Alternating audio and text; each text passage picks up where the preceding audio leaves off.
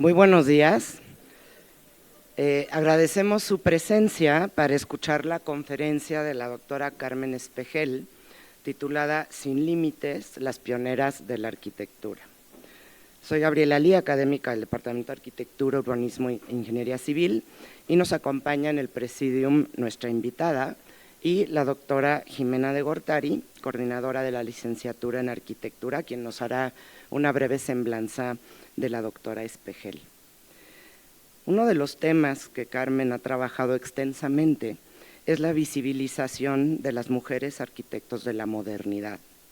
Su libro, Heroínas del Espacio, Mujeres Arquitectos en el Movimiento Moderno, se ha publicado ya en español, en inglés, en italiano y tiene, digamos, en proceso la posibilidad de que se publique en Corea y en Irán. Hoy tendremos la oportunidad de escuchar a una pionera hablando de pioneras, como lo escribió mi colega Ana Paulina Matamoros hace unos días.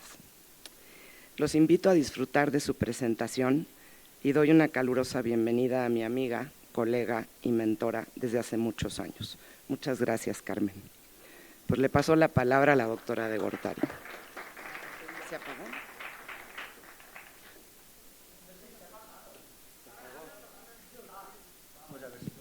Sí, la tecnología y esta sala no nos quieren mucho, pero bueno. Ahora viene. Esa fue la del touch, pero bueno.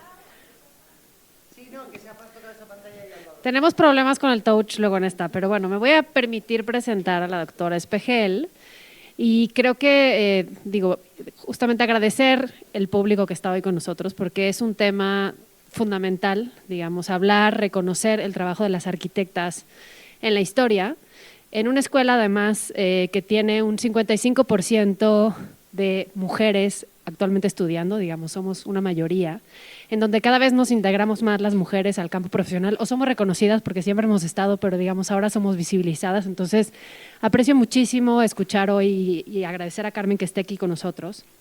Ella es la actual directora de la Escuela de Arquitectura de la Universidad de Laval en Quebec, Canadá. Es catedrática de Proyectos Arquitectónicos de la Escuela Técnica Superior de Arquitectura de la Politécnica de Madrid. Tiene una maestría en Conservación de Monumentos y Centros Históricos en la Universidad Católica de Leuven, Bélgica. Es doctora arquitecta con la tesis de Grey Badovici, ahora sí lo pronuncié bien, Drama de la Villa Moderna en el Mediterráneo, y bueno, tiene como muchos, digamos, creo que también es interesante escucharla en el sentido de, como buena arquitecta profesionista, además de hacer investigación, es docente, ha sido docente, pues, tiene un recorrido amplio por España, Canadá, Italia, Estados Unidos, Bélgica, Holanda, México, Brasil y Argentina. Justamente su investigación se centra en el campo de la vivienda, ayer tuvimos oportunidad de escucharla, de la mujer en la arquitectura, que hoy escucharemos de eso, y de la crítica arquitectónica, y bueno, tiene numerosos libros, artículos en distintas revistas, digamos, de divulgación a nivel y de prestigio a nivel nacional e internacional, y tiene un grupo de investigación sobre vivienda colectiva, GIFCO, que ayer nos contaba. Tiene una firma de arquitectura en donde destacan, digamos, obras como el Mercado de Chamartín y las viviendas para Realojo en Embajadores 52. Y bueno, pues sin más, le agradezco muchísimo, aprecio mucho escucharte hoy y bueno, que tengas este público. Después tendremos oportunidad de hacer preguntas y demás, y bienvenida. Muchas gracias.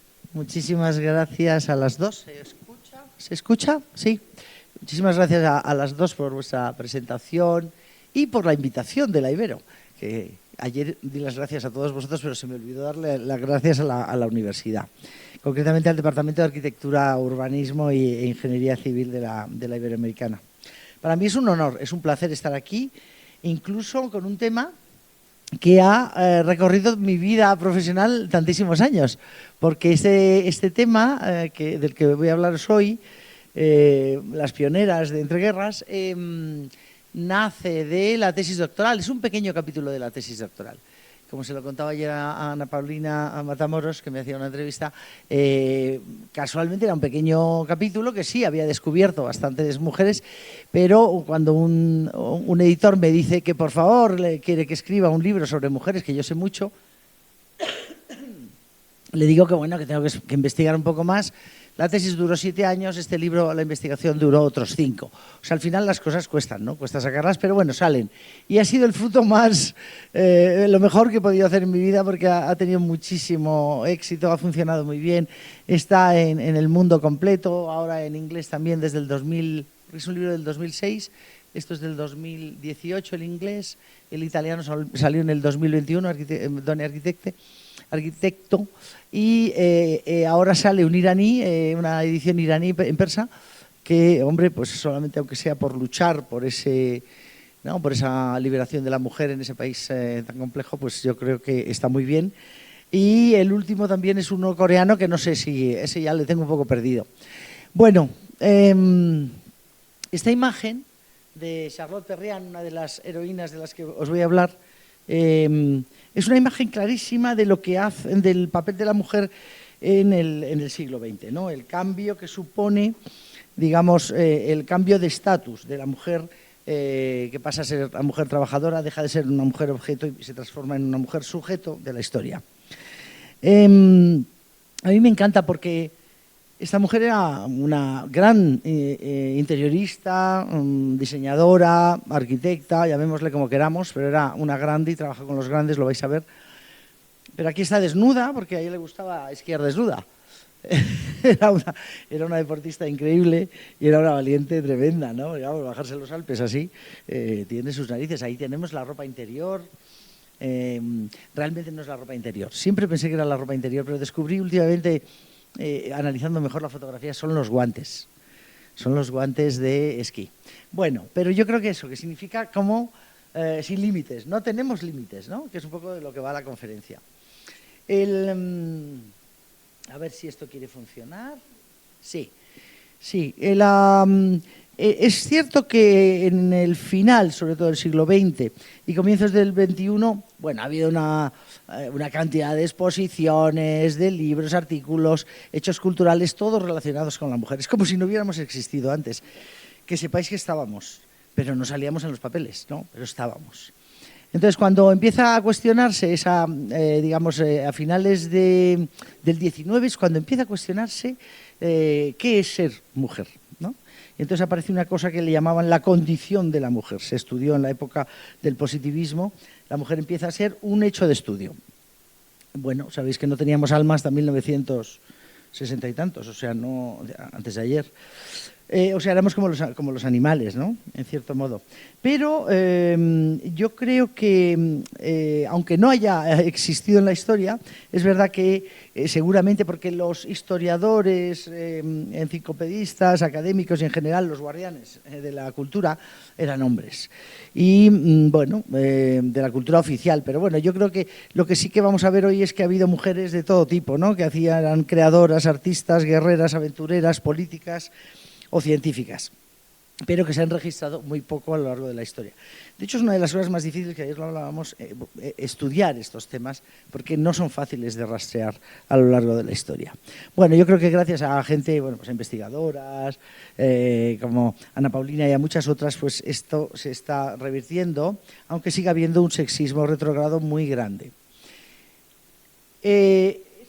Que no la he comentado, es para hablar de la relación entre la mujer y la arquitectura, ¿no? Nosotros somos la primera arquitectura, o sea que ya de entrada tenemos algo de derecho para hablar de qué significa la arquitectura.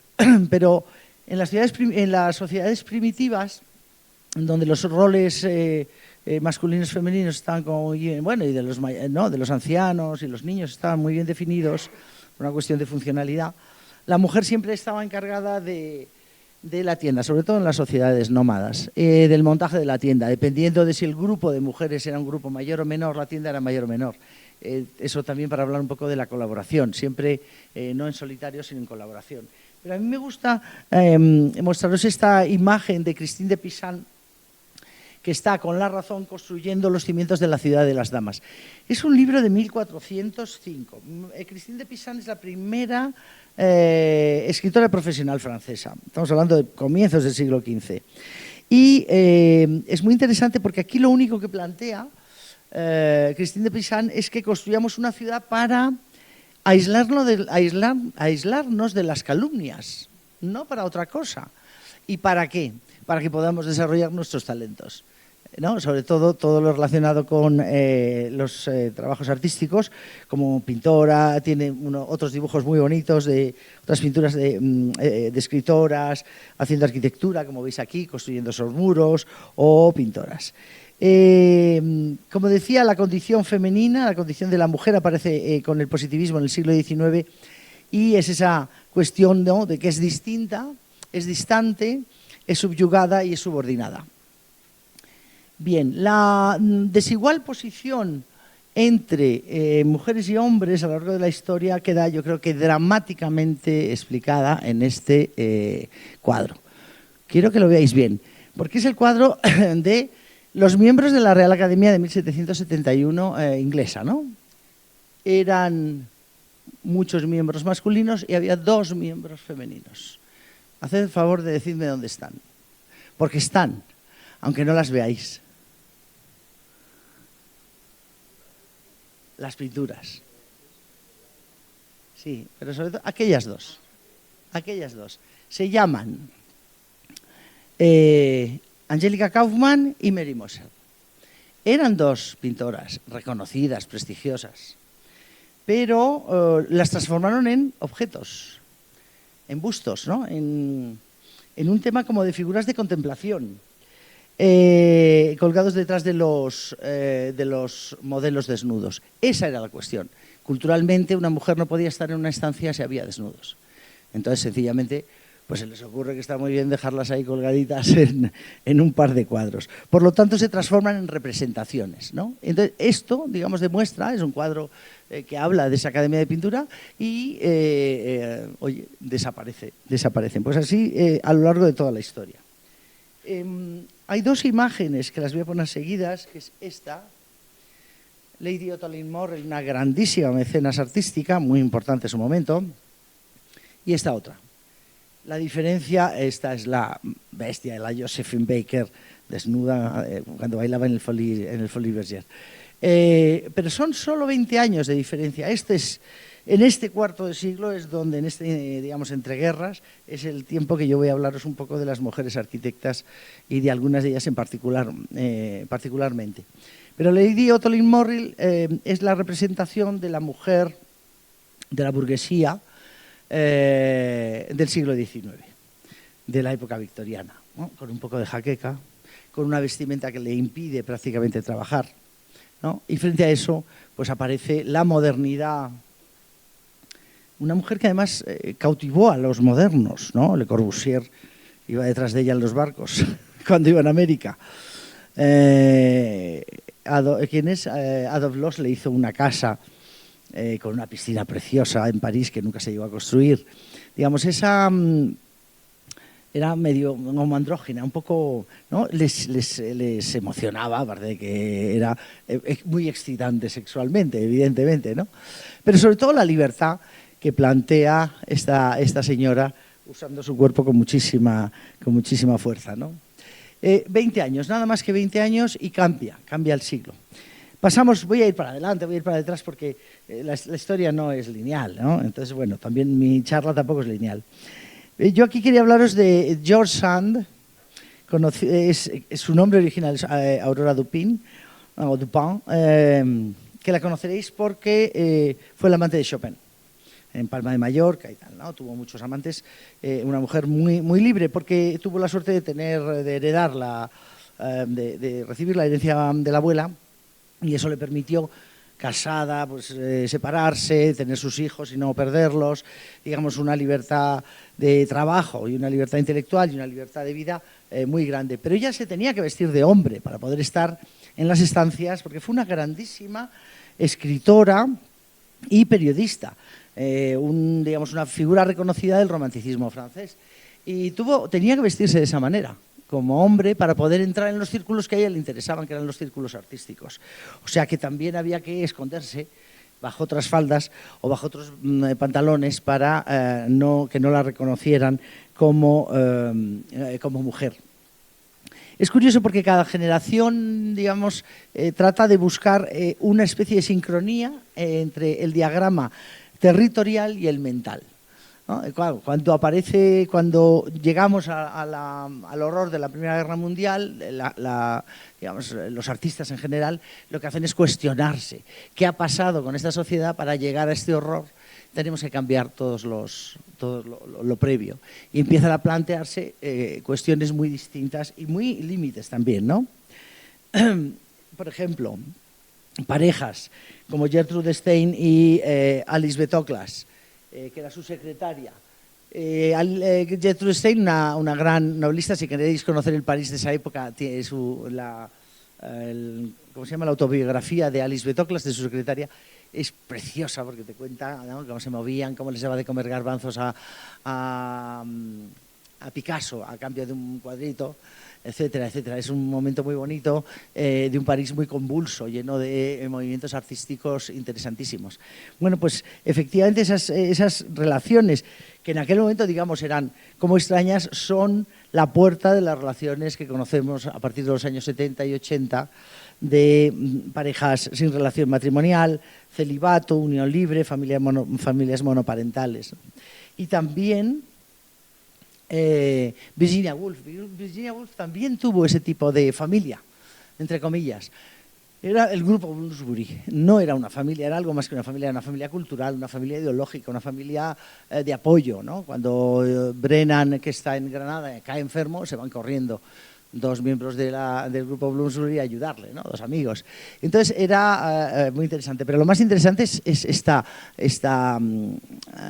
alegato que hace a través de una habitación, ¿cómo es? La habitación propia, y que lo dice bien claro, ¿no, chicas? Escribid de lo que queráis, aunque sea tonterías, escribid mucho, que es muy importante que estéis ahí presentes en la sociedad, lo dice en sus textos. Pero dice además que con una cierta renta económica y una habitación, una puede desarrollar todo lo que desee, ¿no? Esa libertad económica y espacial en este caso es importante. Y más lejos llega Simone de Beauvoir, pero ya estamos pasadas los 30, en el año 49 con El segundo sexo, cuando se pone a escribirlo se da cuenta de que realmente somos una construcción, un constructo cultural, un invento que se han hecho que no tiene nada que ver con el sexo. Y que no tiene nada que ver, que lo que están diciendo es que nos ponen unas limitaciones determinadas, pero que no las tenemos. Eso es el invento, digamos, de este gran libro, El segundo sexo, de Simone de Beauvoir, darse cuenta de que somos una construcción social, una construcción que nada tiene que ver con la realidad. Bueno, estos momentos hay de todo, ¿no? Por ejemplo, en la Unión Soviética esta es una de las primeras guarderías provisionales para madres trabajadoras. Aquí, digamos, después de la Revolución se decide, claro, que las mujeres son unas manos obreras muy importantes, las necesitamos para las fábricas, y entonces hacen este invento, ¿no? Unas profesionales se dedican a cuidar los niños que la pareja tiene. Pero en el siglo XIX es un siglo donde la familia está sobre el individuo, la familia determina qué tiene que hacer el individuo, mientras que el siglo XX es un siglo donde el individuo está por encima de la familia. Es muy interesante esa diferencia porque cambia en todos los sentidos, pero también en el sentido espacial. La casa cambia, aparecen las habitaciones, cuando aparece esa necesidad de la individualidad, de la privacidad del individuo. Y ahí la casa cambia completamente, ¿no? Y por último sí que me gustaría comentaros que las mujeres siempre hemos tenido una connotación negativa. En todos los trabajos que hemos realizado hemos tenido una connotación negativa. Había una denominación que era poeta y poetisa. Las grandes poetas, mujeres, nunca quisieron ser denominadas poetisas porque significaba que era una poesía de segundo grado, de menor calidad. Era una poesía como romántica, dulce, un poco más barata. Y las grandes nunca quisieron ser denominadas como poetisas, se querían llamar poetas, ¿no? ¿Por qué? Porque a nosotros nos relacionaban con lo decorativo, con lo sentimental, con lo íntimo, con lo afeminado, con lo naturalista. Y fueron características peyorativas asociadas a la feminidad para medir el gran arte. Bien, cuando decía antes que la familia estaba sobre el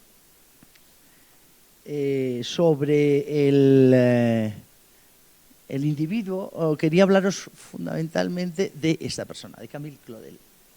Bueno, Irene Vite, lo que habéis visto, perdonadme, el interior de Peter Hook, bueno, no, yo creo que es una manifestación maravillosa de una sociedad muy igualitaria que fue la sociedad holandesa, donde el papel de la mujer evidentemente estaba más en la casa, la familia y demás, pero digamos tenían unas condiciones bastante igualadas entre hombres y mujeres. Y es una sociedad muy democrática para el momento, ¿no? Pero bueno, eso es otra cuestión. Pero quería hablaros cuando decía antes que la familia estaba por encima del individuo. El caso de las mujeres era muy evidente. La educación de la mujer quedaba constreñida a la casa. No se entra en las universidades hasta, a ver, que no me quiero olvidar, me parece que es el siglo XX, hasta el siglo XX no, hasta principios del siglo XX no entramos en las universidades y sigue siendo una decisión familiar. Pero en el caso de Camille Claudel, que la conoceréis seguramente como escultora, muy buena, pero también se la conoce, como siempre, como amante de Rodin, ¿no? Y de Auguste Rodin. Y en este caso, claro, esa potencia escultórica que tenía, era muy buena artista, derivó a que la familia decidiera internarla en un manicomio, porque era rara. No se podía ser un artista, era rara, tenía unas tendencias extrañas y rápidamente la sacamos del mundo de la sociedad, ¿no? En el caso de las luchas también femeninas que ocurrieron a principios de con Emily Pankhurst en 1903, es muy importante porque estas mujeres, estas luchadoras, fueron las que nos han permitido a nosotros desarrollar nuestro trabajo. Si no hubiera sido por ellas no hubiéramos llegado. Pero vamos, es una mujer de clase media alta que entiende que la mujer debe votar, debe ser portadora del voto. Ya veremos después cómo en Francia el ministro de Cultura decide que voten las mujeres, pero solo las solteras y las divorciadas, las que están casadas no. Lo digo por eso, ¿no? Porque hay incluso países extrañísimos con votos femeninos muy tardíos, ¿no? Pero aquí, en este caso, quería leeros a la gran Rita Levi-Montalcini, que ya la cité ayer, porque es uno de mis referentes, Premio Nobel de Medicina del año 86, y dice en su autobiografía titulada Elogio de la imperfección, ¿no? Una investigadora hablando de la imperfección. Encuentras cosas gracias a la imperfección. Dice, en el siglo pasado y en las primeras décadas, del nuestro, en las sociedades más avanzadas, si se acepta el concepto tan erróneo como profundamente arraigado de que es válida la ecuación entre industrialización y progreso, 2 cromosomas X constituían una barrera insuperable para entrar en las escuelas superiores y desarrollar los propios talentos. Bien, ahora voy a haceros una pequeña pregunta, así que mirad, estudiad y pensad.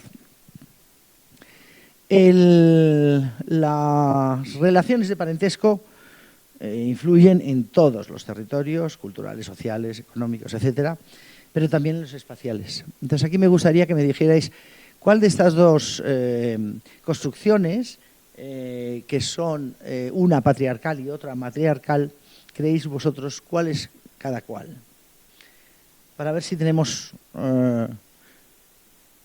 prejuicios. Que es de lo que va esto, ¿no? De los prejuicios que sigue habiendo y que siguen quedando, ¿no?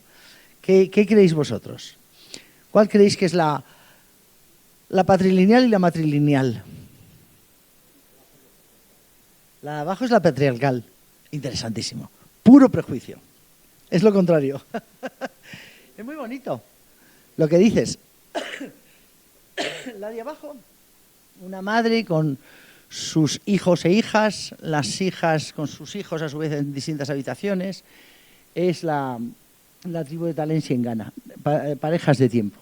Y la otra es masculina, que en un sentido, digamos, para nosotros sería como, ¿no?, más una arquitectura más mediterránea, pero también es una arquitectura final que no puede tener ampliaciones, la de la matriarcal, la de abajo.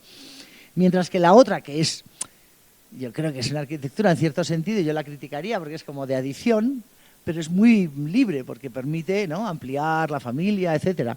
Y es justo la contraria, es la patriarcal.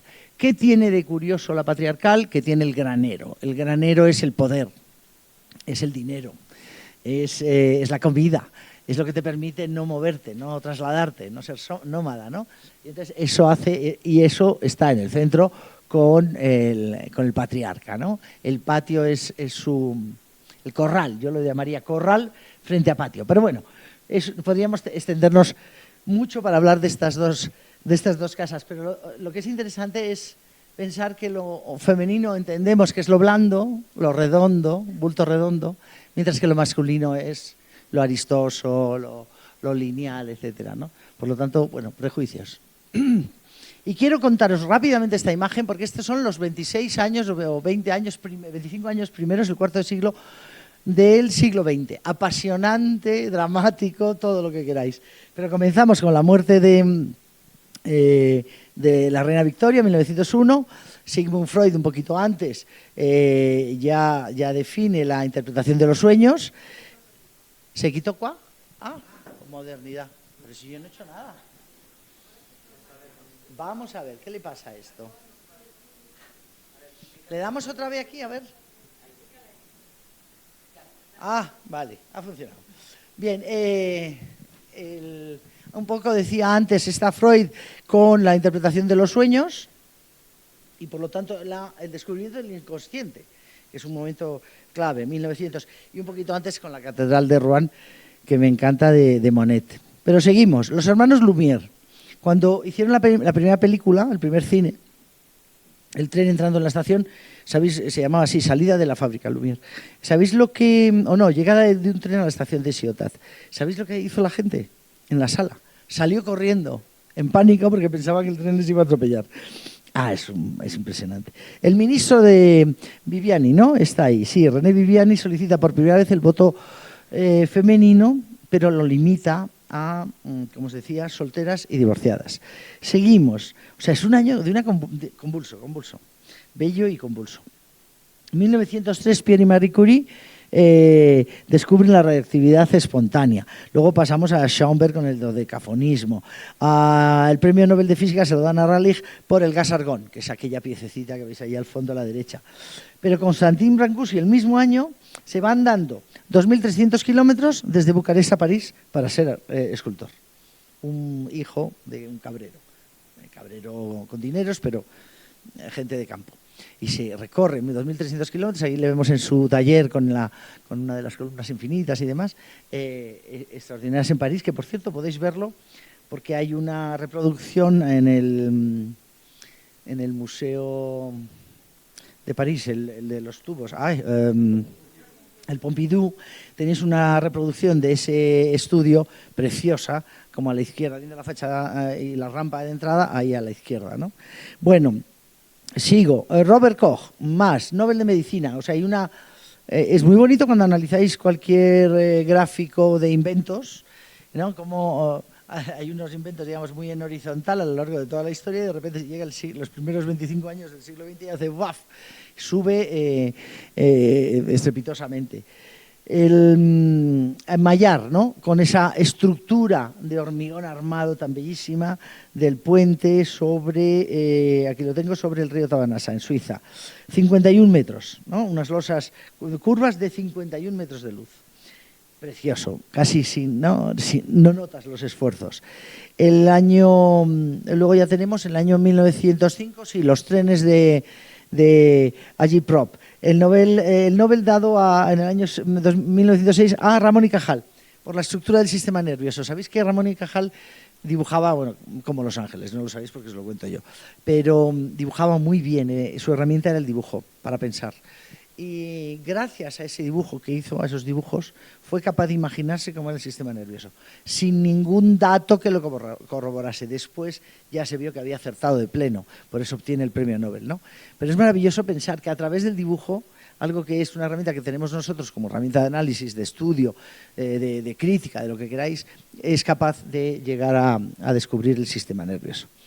Bien, seguimos, los fobistas en el Salón de Otoño, por aquí, en el año 1907, con la línea verde, y que es la mujer de Matisse, ¿no?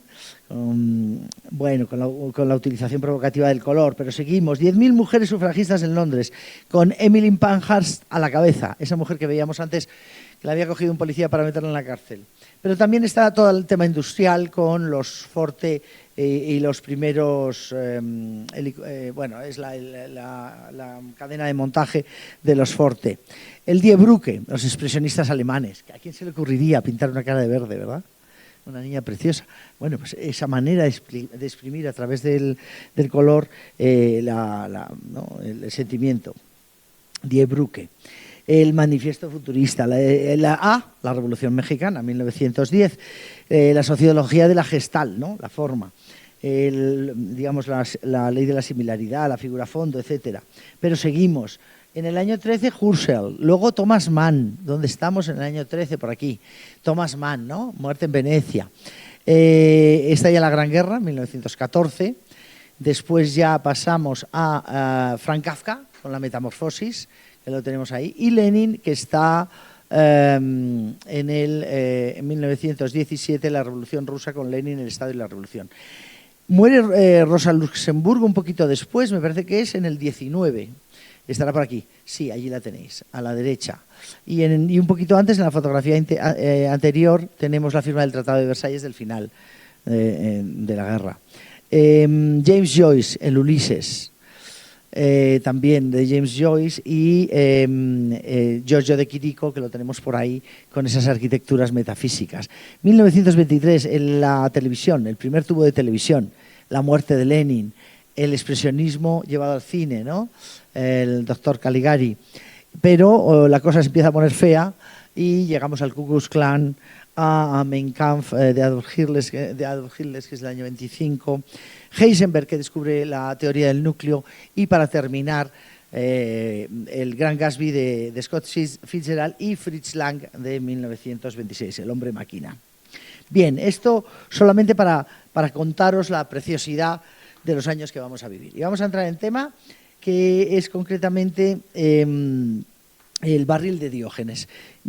La propuesta que yo he hecho a lo largo de estos años es que las mujeres arquitectas de principios de siglo entran a la arquitectura para hacer habitable el barril de Diógenes. El barril de Diógenes, pensad que es como el sumum de la arquitectura moderna, es el referente de Le Corbusier. Y claro, es una arquitectura difícil de habitar, es una arquitectura fría, ¿no? Que cobija poco. Y entonces estas mujeres, la mayor parte de ellas trabajan en esos interiores de la arquitectura moderna. Y cuando nos la contaban, pues nos contaban una arquitectura moderna, por lo menos a mí, parcial, que era blanca, falso, ¿no? Que era tal, que sí, que era abstracta, eso sí, pero no nos contaban nunca el otro lado, el lado textil, el lado de la piel interior, el lado de las multicapas que tenían sus fachadas, el lado del color. Eso no nos lo contaron nunca. Entonces, esa arquitectura diáfana, transparente, dinámica y moderna, le faltaba habitabilidad, intimidad e espiritualidad, que yo creo que es lo que ellas entran a hacer. Entran como por la periferia. Pensad que todas estas mujeres entran en la arquitectura por donde les dejan. Unas por los bordados, Lili Reich, haciendo bordados, con un conocimiento de la tela y los textiles muy bueno, que luego deriva en arquitectura. Pero otras entran por el interiorismo, otras haciendo alfombras, otras haciendo mobiliario de deco, puro deco. Otras, yo qué sé, por la docencia. Por los lugares más insospechados entraron, pero por esas fisuras. Aquí están todas ellas, o muchas de ellas. La evolución activa de la mujer como profesional es lo que decía antes, ¿no? Quizás el parámetro más importante de la modernidad del siglo XX. Porque siempre estuvo encerrada en la artesanía o en la domesticidad, en el mundo interior y del interior. Es verdad que ahí somos unas hiperprofesionales, porque tenemos muchísimas generaciones que nos han dado datos, ¿no? que nos dan un conocimiento extraordinario. De hecho, se hace mucha crítica en general a casi toda la arquitectura de mujeres, porque dicen que está muy detallada en su interior. Y es porque hay lecturas, por ejemplo, ¿no? Hay lecturas científicas de cómo el hombre es capaz de percibir la acumulación de una manera de objetos, mientras que la mujer tiene una capacidad mejor de lectura, digamos, de esa acumulación, ¿no? O sea, somos capaces de entender mejor esos espacios interiores en la cantidad de objetos que ponemos. Entonces, eso es algo que siempre ha sido muy criticado a todas ellas. Pero bueno, aquí tenéis a Lili Reich, Ray Eames, con Charles Eames, Lotte Stambesse, que estuvo con varios arquitectos, Grete Sulzelichowski, Anna Mutesius, con Hermann Mutesius, Margaret MacDonald, son los Mackintoshes, y Eileen Gray, que la vamos a estudiar. Dos mujeres alemanas excepcionales, que son Emil Winkelmann, de 1908, cuando se pone a trabajar, 1923. Excepcionales digo porque esta tiene estudio propio muy al principio del siglo XX. Son las alemanas que yo he encontrado, y Elisabeth von Tippelskirch, que esta lo que hace es de las primeras que trabaja para un gobierno, el gobierno provincial de Potsdam, para el gobierno. Y después de esto, bueno, pues vienen así, vamos a pasar un poco por todos, pero es las mujeres Art Nouveau, como en el caso de los Mackintoshes, que eran dos hermanas casadas con dos arquitectos.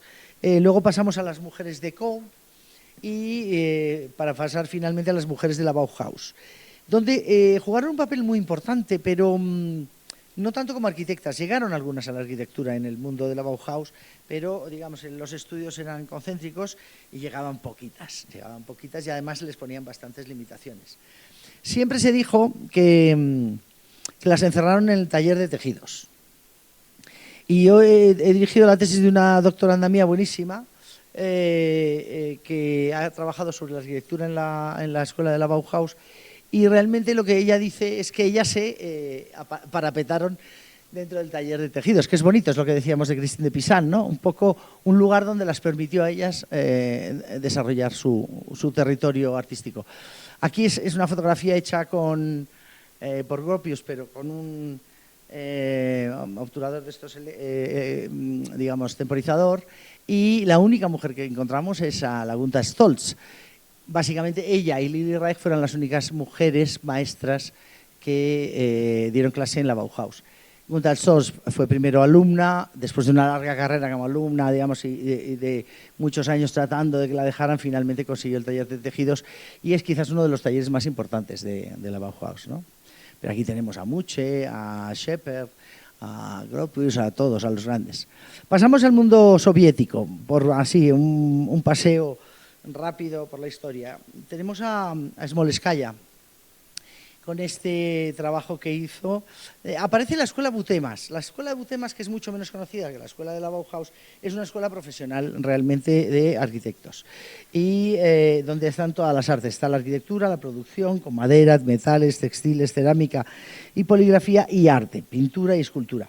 Y esa escuela, que es de los años 20, se monta, se abre en el año 20, bueno, pues da unos buenísimos ejemplos, por ejemplo ¿no? De Smolskaya, que es un concurso para el Palacio de Congresos de la URSS de 1928, y es, yo creo que con esas masas en oblicuo, ¿no? súper moderno, súper contemporáneo.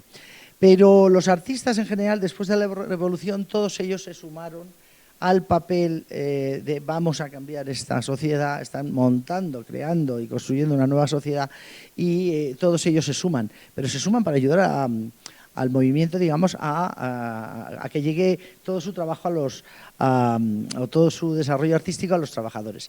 Popova, por ejemplo, trabaja con temas teatrales. Trabajó con Malevich, con Tatlin, con muchos, ¿no? Popova, Estebanova hicieron pintura, arquitectura, diseño gráfico, interiorismo y diseño teatral. Y trabajó con el director de teatro Meyerhold. Tenemos esto y, por ejemplo, este es la reunión masiva pues del Festival de Kodinskoye, el montaje que hacen para eso. Pero luego Makarova es una ingeniera que desarrolla por primera vez los hiperboloides y los paraboloides para hacer cubiertas colgantes, también muy interesante.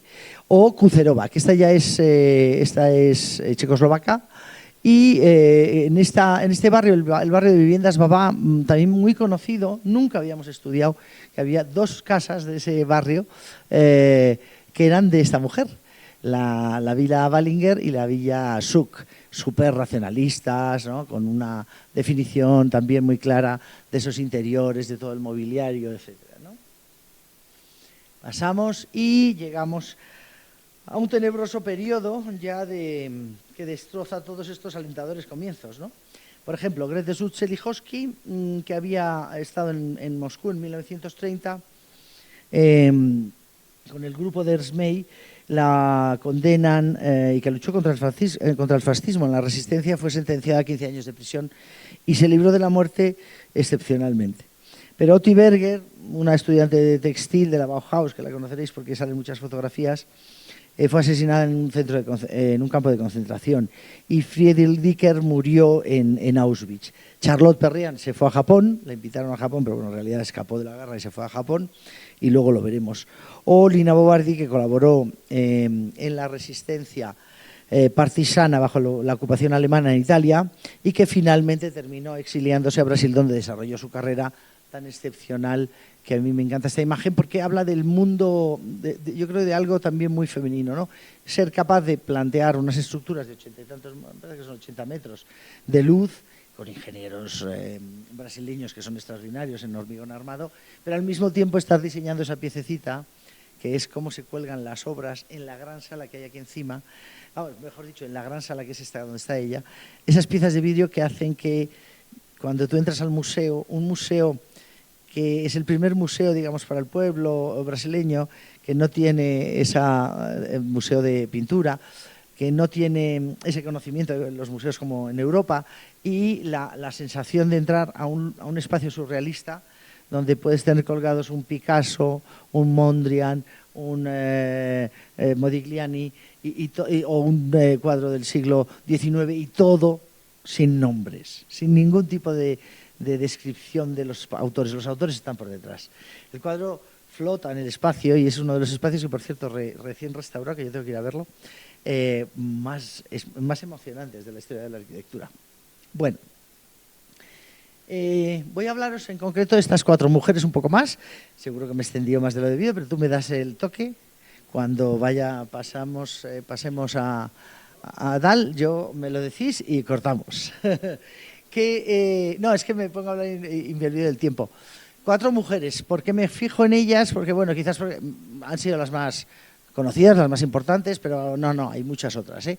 Y está bien descubrirlas. La primera, Eileen Gray, la segunda, Lili Reich, la tercera, Grete Sulzigowski, y la cuarta, Charlotte Perriand. Sus obras, la de Eileen Gray, una arquitectura para mejorar la vida, la titulo yo. Eileen Gray casi vive 100 años, 98, y esta imagen es la imagen cuando se hace arquitecta. Ella es interiorista, diseñadora de unos muebles de Co, que ahora no sé si he traído alguno, pero creo que sí, para que veáis la exuberancia de los materiales que utiliza, la exuberancia formal también, y es la reina del deco. Pero de repente, en el año 26, se enamora de Badovici, o se enredan los dos, y Badovici le pide que le haga una casa en la costa francesa, y a partir de ahí se hace arquitecta, pero autodidacta, porque no había tenido nunca estudios de arquitectura, cosa que Badovici sí era arquitecto, había estudiado en París. Entonces, esta mujer, como digo, la reina del deco, en 1900, descubre París, es una aristócrata anglo-irlandesa, por lo tanto recibe una mensualidad para vivir, no tiene que preocuparse de sobrevivir, y eso hace que pueda hacer todo lo que hizo, porque no tenía esa necesidad de trabajar, pero trabajó intensamente toda su vida. Gray es esto, Gray es esta suma entre la abstracción y la figuración. Esta es una de las obras primeras que hizo en laca. Ella se especializó con un japonés, Sugawara, en el trabajo de la laca en Londres y en París también lo desarrollaron. Y este es un biombo, el Destino, de 1914, donde veis que en la parte izquierda pues, aparecen unas figuras sustentando a un anciano y en la derecha es pura abstracción. Ese mundo aparentemente contradictorio entre realismo o figurativismo y abstracción es el mundo de Eileen Gray, que es capaz de sumar como líneas arquitectónicas muy diversas y, digamos, dar un producto final muy único. Ella cuando se ponía a hacer arquitectura, por supuesto, estudiaba. Su libro de arquitectura era l'Architecture Vivante, que era la revista que editaba su chico, Badovici, su novio, su amante, y con eso, claro, estudió a los rusos, estudió a los racionalistas, estudió a los italianos, todo estaba en esa revista que era de buenísima calidad. Y luego hacía su interpretación propia, ¿no? Muy interesante. Pero además siempre añadía algo más. En las lacas, por ejemplo, añadía materiales que nunca se habían añadido. Colores un poco distintos o materiales madreperlas, etcétera, que iba incrustando y que era como una línea de modernidad que ella añadía a la tradición. Esa relación entre tradición y modernidad también era muy importante en su trabajo. En 1924 hace este boudoir. El boudoir es una pieza específicamente femenina en la arquitectura, no hay otra. Tenemos el fumoir, tenemos muchísimas salas, muchísimas estancias, muchísimas cosas para la familia, para los hombres, pero para las mujeres solo hay una, que es el boudoir, un sitio donde se inventó para que la mujer pudiera pasar sus días de menstruación, digamos, sus días malos, ¿no? Esos días que estás un poco como más delicada. Pero luego derivó en un lugar de la lectura. La mujer era una gran lectora porque vivía vidas ajenas a través de la lectura. No podía salir de su encierro, pero vivía vidas ajenas a través de la lectura. Entonces el boudoir luego también derivó en temas más sexuales. Pero es una pieza muy interesante, que ya le llame así me parece muy bueno. Pero veis cómo es la modernidad de la Grey, ¿no? Es un espacio continuo, sectorizado, digamos, funcionalizado a través de los muebles. Los muebles son los que determinan qué haces en cada esquina, pero es un espacio en continuidad. Siempre trabajando con las protecciones, ¿no? Cómo entran las puertas, cómo se protege uno con los biombos, como siempre en los sitios más íntimos están protegidos, pues a lo mejor a través de unas entradas en zigzag, para que la arquitectura te ayude a mantener esa intimidad y esa protección interior, ¿no? Es muy bonito. Y aquí se encuentra en el 26 con Badovici y ya veis, esa señora de las plumas se transforma en una moderna, con el pelo cortado a lo garzón, el traje como un hombre. Es verdad que era bisexual, también tuvo relaciones con mujeres y con hombres, pero es una tipa extraordinaria, digamos, porque cambia completamente. Tiene 50 años, es un poco mayor que él. Él parece ser que era un tipo atractivo, digamos, para la época. Y hacen una conexión muy bonita, están unos cuantos años juntos y hacen esta obra de arquitectura que entra por la puerta principal. O sea, es muy bonito porque son dos señores marginales. Él es un director de la revista muy importante de arquitectura de la época, pero no ha hecho arquitectura, prácticamente casi nada. Ella es una interiorista y meten un gol en la arquitectura fantástico, que es esto, que sale publicado en una revista, en un número especial de la revista l'Architecture Vivante, pero que todos la admiran, todos los críticos holandeses, los críticos franceses la admiran porque es una cosa bastante extraña que aparece aquí en mitad de la historia de la arquitectura. Y está ¿cómo se llama? Al lado de Menton, no, en Roquebrune, pegado al borde. Entonces ella se va a conducir por la costa francesa para encontrar un lugar, el lugar ese donde quiere hacerle la casa el encargo que le había hecho Badovici, ¿no? Encuentra este sitio, arriba estaría el tren, no sé si veis ahí una línea horizontal, pero estaría el tren en la parte superior y aquí a la costa. Esto es el típico paisaje de naranjos y limoneros, típico mediterráneo, que está construido por terrazas. Ella aprovecha las terrazas y se asienta ahí. ¿Es una casa moderna? Pues bueno, yo creo que tiene todo. Como os he dicho, es ecléctica, ¿no? Es muy ecléctica. Pero es eclecticismo muy bien resuelto, digamos. Conoce bien la arquitectura moderna, los 5 puntos de Le Corbusier. Conoce especialmente bien la arquitectura local, autóctona, como es las cocinas exteriores, los patios, las protecciones, las dobles cubiertas, los sombrajos, etc. Conoce muy bien por su familia la casa inglesa, que es una casa para vivir. No la casa de la representación, sino la casa de vivir. La casa inglesa siempre fue una casa del confort, ¿no? Y eso lo conoce también muy bien. Pero tiene cosas también de separación de ¿no? El servicio, etcétera, ¿no? ¿Y qué más? Y tiene mucho que ver también con la vida italiana, ¿no? Cómo se posiciona, la relación con la naturaleza, cómo la casa no se limita a la fachada, que es algo muy importante, ¿no? Que las arquitecturas no se quedan en las fachadas, las arquitecturas sobrepasan el territorio y lo invaden, como aquí con el jardín, que es un jardín que tiene también mobiliario, o las terrazas que se abren y se cierran. Es preciosa, pues es una casa que tiene un tipo de protección para verano y otro para invierno, como que se desnuda, se abre y se viste de forma diferente. Y construye un interior con ese espacio en continuidad que es importante, porque es un espacio, como hemos visto en el boudoir, que se utiliza y se especializa a través del mobiliario, ¿no? Ese es un sitio de relajo. Ves que no hay un sofá, no hay un diván, hay un diván. El diván es una pieza que está entre la cama y el sofá. También te habla de un lugar para el descanso. Es un nido de amor, es un sitio de relax total. Y entonces las piezas tienen que ver con eso. Pero los muebles son muy a la inglesa, son muebles de un confort extraordinario, como el Transat, o la E1027, la mesa de 1027, que esa es un prototipo previo. Pero bueno, seguimos. Vamos a pasarlo así rápido.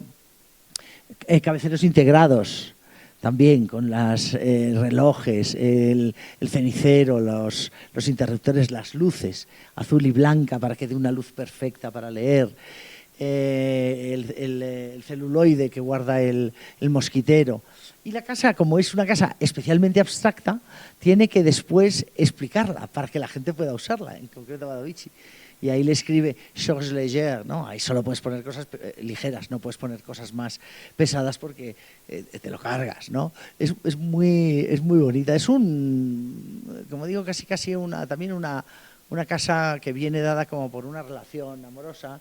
Entonces está llena también de pequeños mensajes. ¿Veis? Aquí tenéis la E1027, la versión ya final, con el señor Transat y esa casa marítima, casi como puesta en la roca, y con sus protecciones de contraventanas, etcétera, ¿no? Aquí, ¿cómo describe este objeto? Este es el espejo satélite. Y dice, y tienes ahí la luz, ¿no? ¿Veis ahí la luz? Aquí el espejo dice, para poderse rasurar la nuca a un hombre, ¿no? O sea, te está contando, realmente son muy fenomenológicos. Es una diseñadora que piensa permanentemente en el ser humano, en cómo se usa, no tanto en la forma en sí misma, ¿no? Y esto que os decía de la relación entre el dentro y el fuera es precioso. Fíjate que en la terraza le coloca hasta una alfombra, una pequeña alfombra, un mobiliario. O sea, realmente estamos hablando de un Mediterráneo delicioso, que el dentro y el fuera. Es una casa de muchas puertas, no solo tiene una puerta a la entrada de la cancela a la parcela, pero ni siquiera, porque tiene otras dos para salir al mar y al vecino. No, es una casa de muchas puertas, no hay cierre, ¿no? Se traspasa. Y aquí tenemos lo que hizo Le Corbusier, que Le Corbusier venía a veranear al lado, pero bueno, Le Corbusier muchos años después, Le Corbusier conocía a Badovici, era amigo de él de parranda, y se iban a tomar vino, o sea, eran amigos. Le pidió en un momento determinado, cuando ya se separan ellos y Grace se va a otra casa que se construye en las montañas, a Tempe-Apaya, Le Corbu le pide a Badovici que le deje, está con la pulsión de las pinturas y está pintando las casas de los amigos por todos lados. Y entonces le pide a Badovici que le deje pintar su casa. Y le pone 7 o 9 murales, no se sabe cuáles, pero son como del orden de 7 o 9 murales que, ¿cómo decirlo? Yo creo que destruyen totalmente la espacialidad de la casa. Para mí realmente es una toma de autoría de la casa, y de hecho Le Corbusier, una de las cosas que más le gustó durante todos sus años, que vino aquí mucho, fue confundir a la persona que venía a visitarla sobre si la autoría era de él o no, ¿no? Incluso la persona que compró la casa, Madame Shelbert, creía que la casa la había construido su amigo Le Corbusier.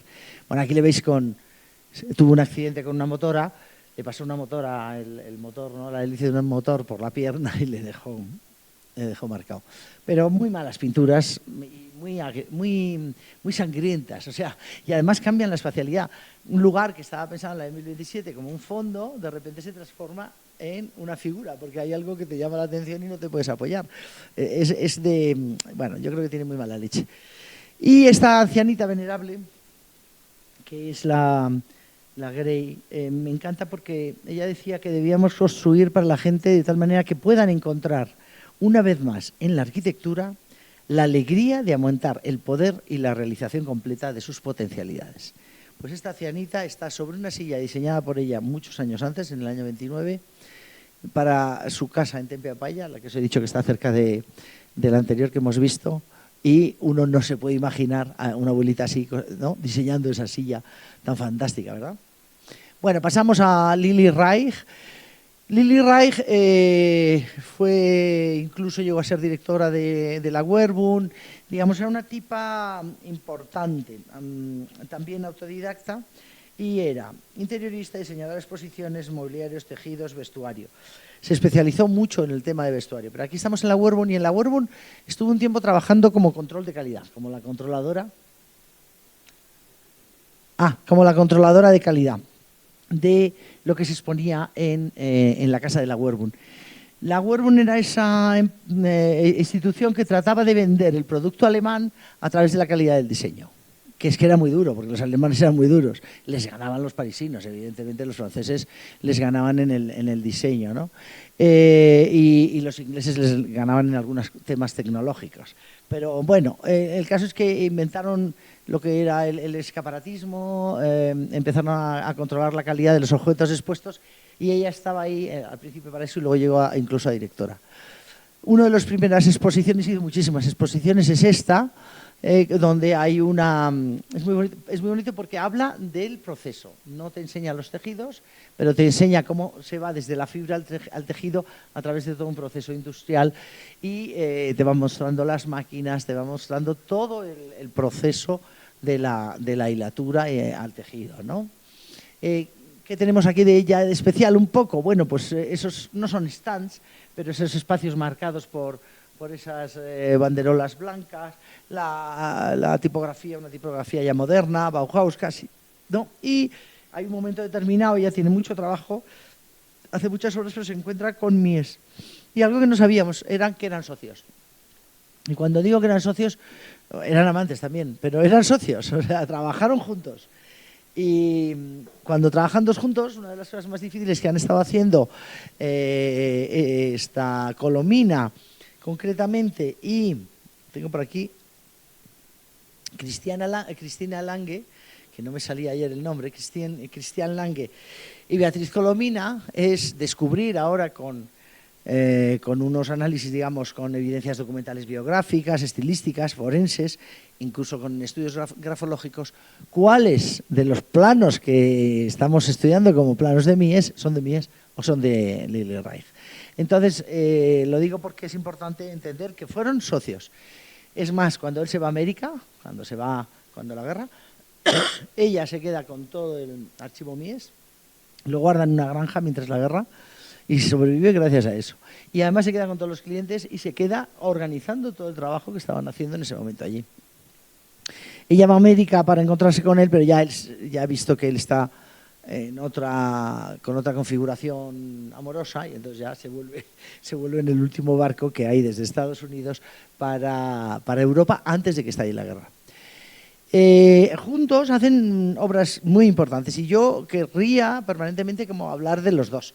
Es verdad que en algunos de los casos Mies hace una parte y ella hace otra más, pero bueno, yo no lo tengo tampoco tan claro, ¿no? Aquí en la exposición de la vivienda, con todos los productos que la vivienda conlleva, los alemanes, que además tenían muchísima tecnología, aquí ya empieza a aparecer ese recorrido, en cierto modo, bueno, como por unos caminos, pero con cierta libertad, y los stands, ¿no? Que es una cosa que sigue siendo una forma de hacer exposiciones incluso hoy día.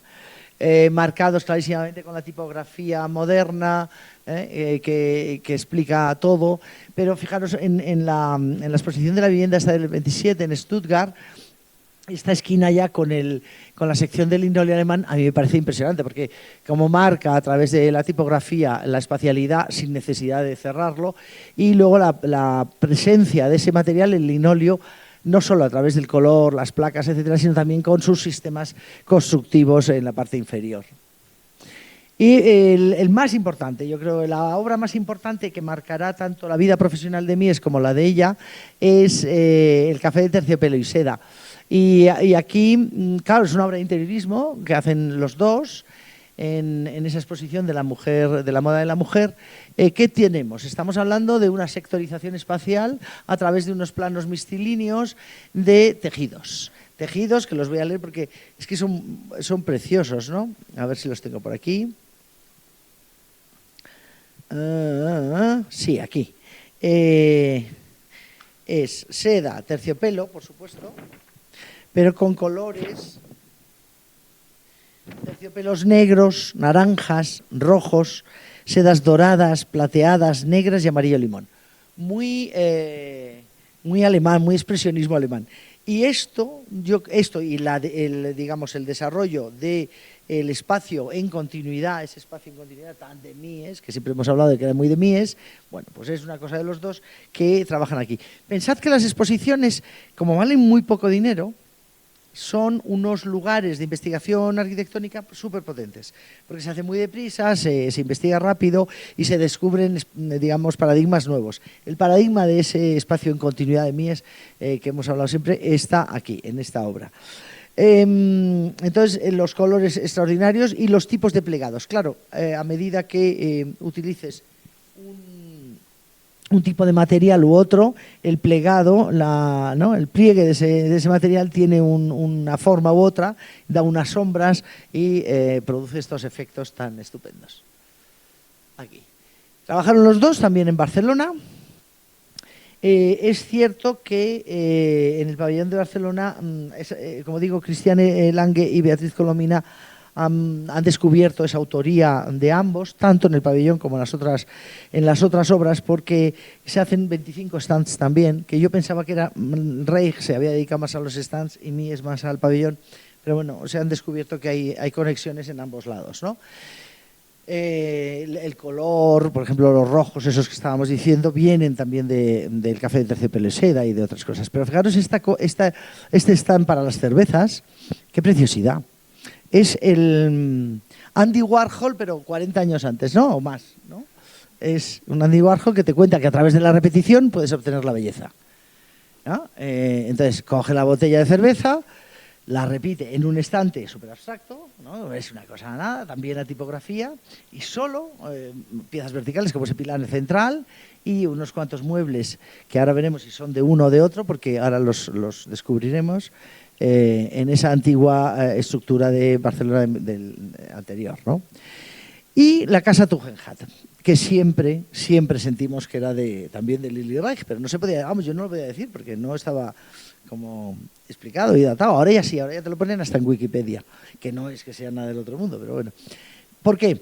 Porque es imposible imaginar una familia burguesa de altísimo nivel en la casa Tugendhat viviendo en un espacio sin ningún tipo de separación espacial, excepto estos muros de onis y pequeñas, el muro curvo del comedor, etcétera. Si no es a través de todo ese tinglao estupendo de raíles, cortinajes más opacos, más translúcidos, de control sonoro. No se puede estar tocando el piano en una familia, insisto, de alta burguesía y a la vez comiendo con unos amigos o invitados y tal. Ese control del espacio sonoro y visual se hace a través de esa segunda piel que es tan importante en estas casas. Bueno, en la exposición de la vivienda de nuestra época del año 31 hace muchas cosas.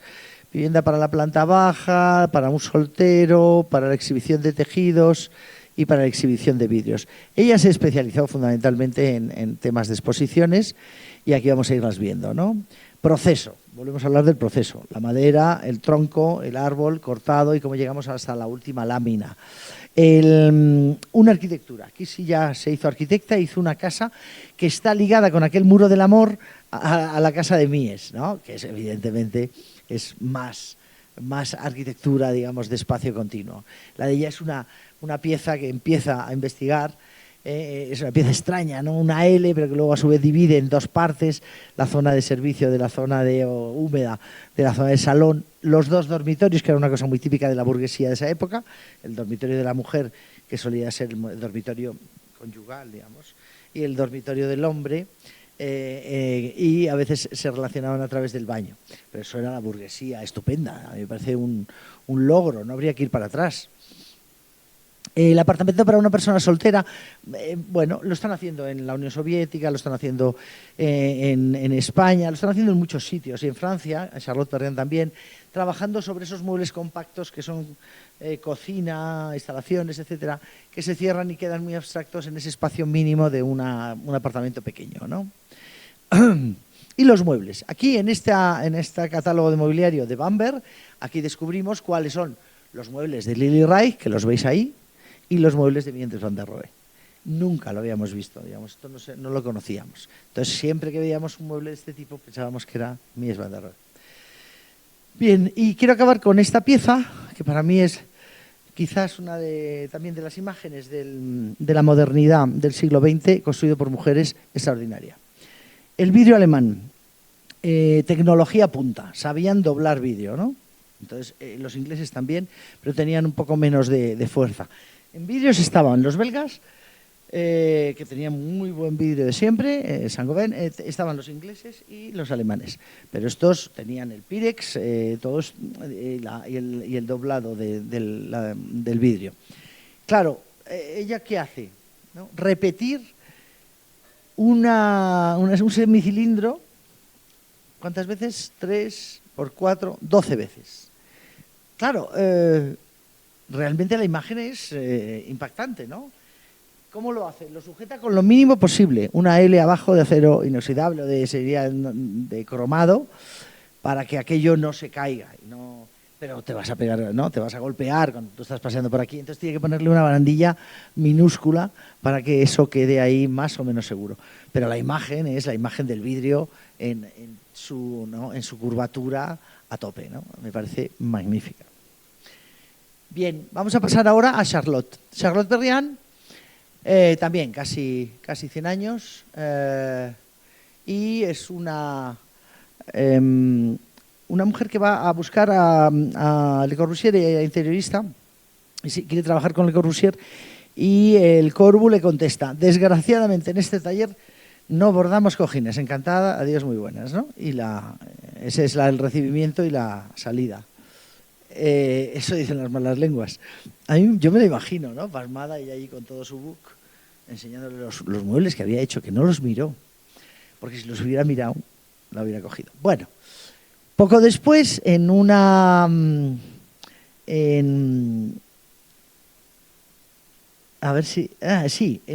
Salón de Otoño de 1927, que creo que está aquí, es el dibujo. Eso es en su casa, porque ella había hecho esto ya en su casa, ella había hecho ya todo el diseño de su mobiliario y lo tenía en su casa, pero lo lleva al Salón de Otoño de París del año 27 y Le Corbusier lo ve. Y entonces rápidamente le dice a su socia Piers Janet: oye, vamos a llamar a esta señora que nos interesa para el estudio, para llevar toda la parte de aménagement, de interiorismo. Entonces la contratan y ya está, no pasó nada. La contrataron y estuvo allí con ellos, no sé si fueron casi 10 años, hasta que se fue a Japón. Bueno, el Corbu, evidentemente hay que decir, no puedo ser tan insultante, que había hecho toda una teoría del mobiliario. El Corbu era un gran teórico, le encantaba, en cuanto descubría algo, hacer un libro, ¿no?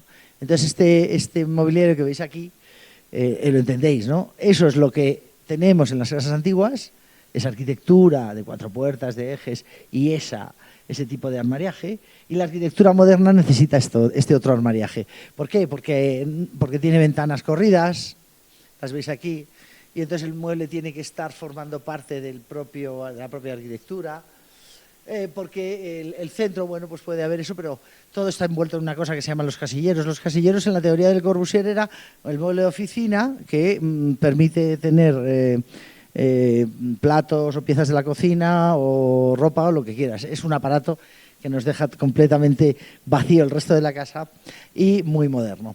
Entonces hace esta teoría de los casilleros y lo publica. Estamos hablando del año 26. Pero cuando ella, esto del año 25, el Bayon de l'Esprit Nouveau, que es súper moderno, de Le Corbusier y Piers Janet, pero si veis el mobiliario y sed un poco críticos, está tirado, ¿no? Está tirado en el espacio. ¿no? Los sillones estos como ingleses, la silla Tonet, incluso las pinturas, pues están un poco como colgadas, ahí como tirado. Están los casilleros, sí, pero está como poco integrado. Cuando lo veis luego comparado con esto, dices, ahora sí. Ahora sí, la arquitectura y el interiorismo, el mobiliario, son una sola cosa. Es muy difícil cortarlo, es muy difícil separarlo. Pero se ve clarísimo, ¿no? Esto está hecho como por adición y esto está hecho como una sola cosa. Y aquí ves los muebles que diseñaron. Hay que decir que en los muebles diseñados por Charlotte, ella puso esa silla ya previamente, esa silla es del año 28, es de ella, diseñada por ella. Y cuando el Corwood decide hacer, y Pierre Janet, todo el sistema de mobiliario que habéis visto, y que lo haga Charlotte Perriand, ella ofrece su silla para formar parte de todo ese conjunto. Y entonces sigue con la misma manera de proyectar, pero con otras funciones, ¿no? Como la chaise longue o la mesa de tubo de avión. Y aquí lo mismo, ¿no? Antes, 1925, antes de ella, después de ella. En La Roche, la misma villa, en el año 28. Lo mismo, ¿no? Una integración absoluta o una dispersión de muebles diversos. Bien, en el año 29 hace una pieza, aquí tenemos al director de Tonet, que fue el que hizo, el que tenía la patente para desarrollar como las sillas de madera, pero en metal. Charlotte Perriand y Pierre Janet Le Corbusier estaba como indican ahí, está en Latinoamérica dando sus conferencias en el año 29, y hacen esta cosa que la denominaron equipamiento interior, que es lo más tecnológico que podéis imaginaros, ¿no? Aquí, con unas soluciones funcionalistas impresionantes. Tenemos las losas de vidrio macizo de Saint-Gobain sobre cama de arena. O sea, no están puestas es una exposición, evidentemente, pero para que os imaginéis, ¿no? Llegar y todo el suelo vidrio sobre arena. Después el techo también con vidrio palescente, que da una especie de luz natural estupenda, ¿no? Hay que decir que en esta foto había ahí al fondo una puerta que la quitó con el fotomontaje, la borró, porque le quedaba fea, ¿no? Está muy bien. Pero luego, ¿qué más tenemos? Casilleros. El casillero es un plano que divide la zona más privada de la zona más pública, el salón, comedor, etcétera. Pensad que los salones de la época no solían tener sofás o no tenían lo que entendemos como sofás, eran más bien unas mesitas, unos sillones, pero no el sofá, ¿no? Como lo entendemos ahora. Y la perfilería de latón cromado, puertas deslizantes, amortiguadores, bueno, el sillón también con los amortiguadores, los grandes tornillos de regulación. O sea, era un aparato súper tecnológico. Y aquí se separaba, sin separarse, había al fondo una cocina, después veis la ducha, que denota que por ahí hay un dormitorio, está el dormitorio del servicio, el dormitorio principal y todo, digamos, detrás de estos casilleros que podían ser estantes hacia este lado y armarios hacia el otro, como veis aquí. Pero, ¿no? Con qué libertad, la bañera queda abierta porque puede ser una cosa estupenda con el lavabo, la ducha queda encerrada al fondo en la zona de servicio y esta cama, que era una cama que se podía deslizar a través de estos rodamientos para colocarla a la hora de dormir. Ella luego se va a Japón. Ella tiene se casó con un tipo que yo creo que se separaron relativamente pronto, tuvieron una hija y ella cargó con la hija permanentemente por todo el mundo porque viajó muchísimo y vivió en distintos países. Y uno de ellos fue Japón, se fue a tratar de organizar la artesanía japonesa para industrializar y que no perdiera la fuerza de esa artesanía. Entonces aquí ella desarrolló estas chaise longue en madera y bambú, digamos, la interpretación de la chaise longue que había hecho en el taller de Le Corbusier y bueno, y muchos otros productos que son súper interesantes. Es una época muy bonita de Charlotte Perriand en Japón y esa manera de entender también la arquitectura japonesa la lleva a todo su desarrollo. Pero cuando vuelve, Le Corbusier le pide, ya no trabajaba con él, se enfadaron por temas políticos. Ella era muy amiga de Pierre Jeanneret, soy una cotilla, pero es que se entiende todo. Lola, es que las mujeres además en la arquitectura tienen muy ligadas las vidas y las obras. Es muy difícil separarlas. Entonces era muy amiga de Pierre Jeanneret, del primo. Incluso yo creo que llegaron a ser, tuvieron relaciones amorosas. Pero bueno, pero eran sobre todo grandes colegas políticos. Formaban parte del Frente Popular, mientras que el Corbu estaba más alineado con Vichy. Un fachilla. Entonces, bueno, pues eso ahí les llevó a cierta bronca. Pero cuando vuelve, que el Corbu no era tonto, aprovechaba a todos muy bien, él cogió y le pidió a Charlotte que desarrollara la cocina que veis aquí, que es el prototipo de la cocina de Marsella. No es la que se llega a construir, pero es muy parecida, ¿no? Entonces ya veis aquí, pues una cocina donde la mujer está integrada al espacio del salón, no queda relegada al espacio de la cocina. 2, es una cocina, digamos, con una altura continua. Estamos hablando de 1950, más importante la que hace Grete Selichowski, que os la enseño ahora, que es anterior. Pero bueno, pues eso, armariajes, puertas correderas, que nunca fueron las construidas. Es muy interesante, muy en la línea de todos los muebles que hizo ella. Pero también Charlotte Perriand trabajó en los talleres de Maxville con Jean Prouvé, otro de los grandes ingeniero, arquitecto, como lo queréis llamar, la fachada de la Universidad Libre de Berlín, un industrial, pero un industrial que iba más lejos, ¿no? Llegaba a la arquitectura. Otro territorio que Charlotte trabajó mucho, desde 1950, fue la arquitectura de esquí, la arquitectura de las estaciones de esquí, porque ya, como os he dicho, provenía de los Alpes y le gustaba mucho digamos, la montaña, ¿no? Entonces, es muy bonito. Yo estuve en este sitio antes de saber quién era Charlotte Perriand y yo notaba que aquello era distinto. Que luego, claro, con los años dije, anda, mira, si he estado en un apartamento de Charlotte Perriand de los Alpes, porque esto es una arquitectura, digamos, masiva, o sea, grande, de un número importante de apartamentos en 3 estaciones a distinta altura, y tenía cosas curiosas. Y una de ellas era, no había peldaños. Tú entras con las botas y todo era con rampas. Ya te llamaba mucho la atención porque el resto de los sitios era súbete con las botas para arriba y para abajo. Era una arquitectura que estaba muy bien, siendo grande, de gran dimensión y de gran altura, muy bien metida en el paisaje. Y luego la segunda cosa que nos llamó la atención, porque además se nos rompió, fue esto. Se nos rompió el aseo y vino un tipo en bata blanca, abrió un tornillo, cambió la cosa desde fuera y nos lo dejó inmediatamente arreglado.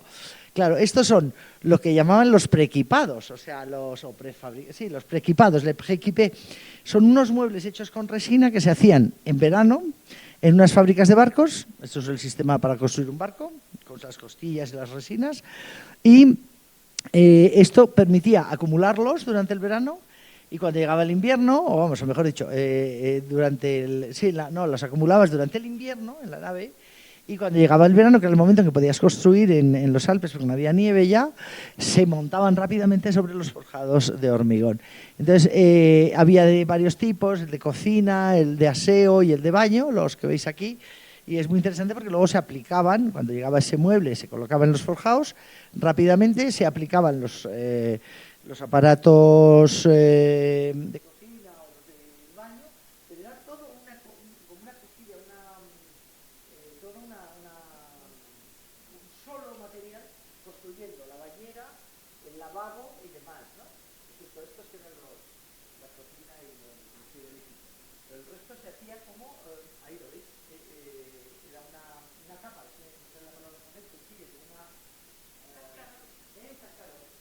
el cascarón que iba construyendo todos la bañera, el lavabo, etcétera, de los baños. Muy bonita. Y ese es el interior de ese apartamento en Les Arcs, en 1950. Todo, ¿no? La mesa, que no es una mesa rectangular, la escalera para subir a la planta de arriba, la integración de un espacio con el otro, era precioso. Y esta, para terminar, es su propia casa en los Alpes, en Méribel, que no sé si ahora la podríais visitar, no sé si la pueden enseñar, pero ella con más de 90 años, trabajaba con su equipo en el taller de Les Cases, de Guy Lescas, y decía, la creatividad es espontánea, pero para preservar su frescura mientras se busca su perfecta ejecución, necesita ser alimentada, enriquecida por todos los miembros del taller. No hay rivalidad, sino sinergia, ¿no? Solo sinergia. Y vamos a terminar ya con Grete Cherzychovsky, que yo a esta la llamo el esplendor del compromiso ético. ¿Por qué? Porque fue una comunista recalcitrante desde el primer momento y se dedicó toda su vida a hacer arquitectura para los más desfavorecidos, las mujeres y los niños. Y peleó hasta el último día. Es la única que es arquitecta de universidad. Tuvo grandes profesores, a Tesenov, a otros, austriaca, y nace en Viena. Pero ella entra a formar parte de un equipo que está por aquí. Bueno, da igual, estaba por aquí. Aquí. De un equipo que es el equipo que construye en Frankfurt am Main 15.000 viviendas en 5 años, ¿no? Parece que son 5 años, 15.000 viviendas. Cuando decimos no se pueden hacer viviendas, sí se pueden hacer viviendas. Solo hay que tener voluntad política. Y cuando digo que tienen que tener voluntad política, es esto. Estos 3 tipos juntos lo consiguieron. ¿Desde dónde? El alcalde. El alcalde, con una voluntad política, vamos a hacer esta ciudad una ciudad de exposiciones, de centro comercial, etcétera, y decide que hay que apoyar el concejal de finanzas, Bruno Asch, dice sí, hay un sistema a través de unos impuestos determinados para conseguir dinero para estas actuaciones que después se revertirán de otra manera, no sé qué, ¿no? Hay un tinglado, digamos, técnico, económico y a veces también legal que hay que, fundamentalmente, que hay que buscarlo. Y luego una cabeza pensante a nivel arquitectónico, en este caso y urbanístico, que fue Ernst May y que montó un equipo de gente buenísima a su alrededor, que son un poco los que habíais visto aquí. Entonces, claro, ¿cómo se ataca esto? Se ataca desde todos los frentes. Por un lado, ¿qué modelo de ciudad queremos? Esa es la primera pregunta que se hacen. Y entonces en el modelo de ciudad lo que hacen es, la ciudad de Frankfurt ya existe, hay toda una periferia verde donde podemos trabajar con una ciudad de satélites. O sea, pequeñas poblaciones, pequeños barrios, autoabastecidos, ¿no? ¿Cómo decirlo? Que tienen trabajo, que tienen huertos, que tienen tal, o sea, autosuficientes, no me salía la palabra, autosuficientes, que no dependen solo del centro, lo cual está también muy bien pensado. Luego pensarán cuál es el modelo de barrio. Bueno, pues también tienen otra pequeña discusión para descubrirlo, pero este es el planteamiento, ¿no? En los barrios, el planteamiento de cómo deben ser esos barrios, ellos estaban muy interesados en la relación con la naturaleza. Por lo tanto, baja densidad. No quieren grandes densidades, altas densidades, y entonces van a baja densidad. Siempre relacionando la casa de pequeñísimas dimensiones, estamos hablando de casas de 40 metros cuadrados, 35 metros cuadrados, con el huerto. El huerto tenía que formar parte también de todo ello porque era un huerto de subsistencia, no era solo un tema de flores y de vegetación y de jardín, sino que era un tema de huerto de subsistencia. Y el modelo pues era luz y sol. Era luz y sol el modelo. Aire, perdón, se me olvidaba el primero. Aire, luz y sol. Aquí vemos las cubiertas, ¿no? Pero a través de estas terrazas que formaban parte de las terrazas de todo el conjunto. Pero tenían unas zonas de jardín, dotaciones por todos lados. O sea, estas cosas no aparecían solo allí, sino que funcionaban a través de dotaciones, piscinas, colegios, centros culturales, bibliotecas, que también iban salpicando todas ellas. Luz, aire y sol. Y el modelo estaba aquí, más o menos. Entre 3 plantas, 2 y 3 plantas, 4 plantas en el caso más de los más altos, ¿no? Algún bloque había más alto, pero en general era este modelo. Y siempre, como digo, unido a un espacio exterior. Aquí a un espacio de huerto, aquí a la veranda, ahí a la terraza y a la cubierta en el caso de las superiores.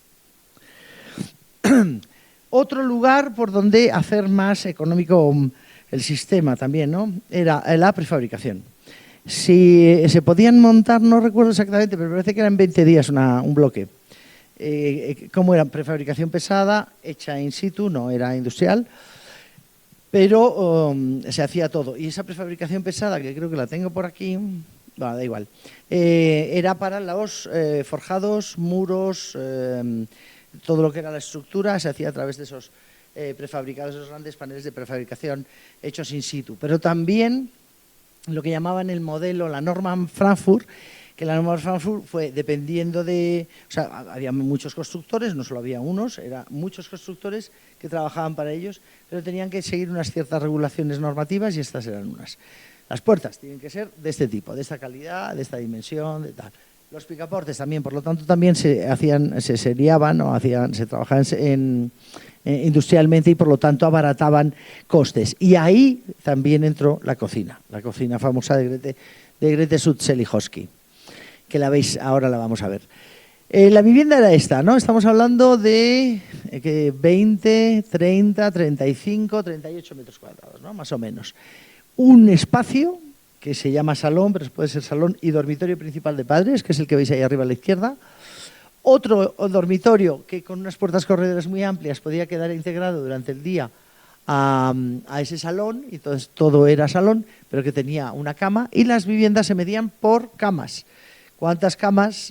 No hablábamos de habitaciones, sino de camas. ¿Cuántas camas podía albergar? En este caso eran 2 y 3. La cocina, la veis que ya es una cocina separada aquí, no es la casa obrera de la época, la cocina estaba en el centro del salón, era como una especie de fuego que calentaba, además aquí ya se separa y se hace una cocina profesional, que ahora la veremos con más detalle, y un aseo con su bañera de 3 metros cuadrados, y luego en la planta superior otro, ¿no? Y es bonito porque aquí veis cómo era de día la casa y cómo era de noche. De noche los padres sacaban sus camas, que quedaban recogidas debajo de esa especie de asiento continuo que servía durante el día para abrir la mesa de comedor. La prefabricación, aquí estaba, ¿no? La veis, a través de esos paneles realizados in situ. Y la cocina, pues es la madre de las cocinas modernas.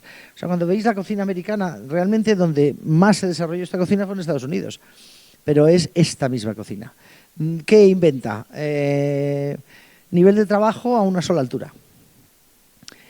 Compacidad de los muebles, ¿no? El circuito, digamos, de producción de comida, el circuito de calentado. Arriba tenemos el calentado, el 1, 2 y 3. La producción, digamos, el calor, el fuego. El 5, 6 y 7 sería preparación de comida ligada a la ventana. El 9, 10 y el 11 el 9 y 10 es fregadero. O sea, hay un estudio que ya se había hecho por las ingenieras domésticas en América de cómo tenía que ser la situación de los muebles en la cocina para que se hiciera eficazmente una comida y se tardara poco tiempo, ¿no? Entonces, esa capacidad es lo que inventa Grete Sutz-Celichowski, la famosa cocina Frankfurt. Sustituye la cerámica por estas piezas de material no me acuerdo qué eran, pero era como una especie de como de aluminio, no era aluminio porque no era en la época, pero como del metal en masa, muy resistentes para las harinas, los garbanzos y todas estas cuestiones. El zócalo, los colores, el zócalo curvo para que no se quedara la suciedad en el suelo, etcétera. Y también interesante, pensando en la mujer, una silla para trabajar confortablemente y una lámpara que iba cambiando de posición según el trabajo que estuvieras realizando dentro de la cocina. Te iba iluminando los lugares. Y luego, como anécdota, que seguramente no lo conozcáis, no lo sé aquí en México si se usaba, esa cocina que es la cocina súper económica, la de la derecha, esta que veis aquí, que realmente no es una cocina, es una caja llena de heno. Que tú metes ahí la comida a medio hacer, un cocido, una sopa, y ahí se va acabando de hacer con una economía, con cero consumo energético, solamente con paja, ¿no? Porque tiene un gran aislamiento y la propia calor que tiene la comida va acabando, para que veáis un poco cómo era. Se dedicó, como digo, a la arquitectura de las personas más débiles. Las mujeres, hizo muchas cocinas para escuelas de cocina, los niños, etcétera. Pero quería leeros un poco unas palabras, leeros unas palabras de ella. Ella decía que la cocina tenía que estar diseñada para facilitar y racionalizar el trabajo del ama de casa con el objetivo de mejorar la posición social de la mujer.